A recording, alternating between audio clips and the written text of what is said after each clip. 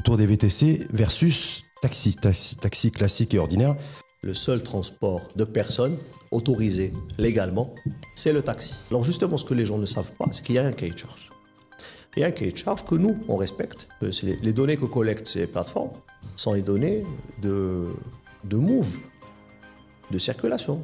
Et ils savent aujourd'hui qui va où, combien de personnes, quelle fréquence, combien ils payent, comment ils payent.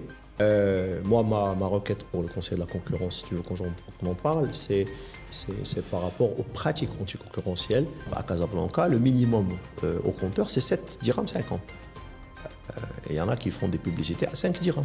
Le ministre de l'Intérieur avait fait cette déclaration, je vois les guillemets, en disant que le modèle économique actuel des taxis, justement, n'était plus viable. Organisons d'abord les taxis. Faisons d'abord que notre écosystème taxi soit organisé correctement.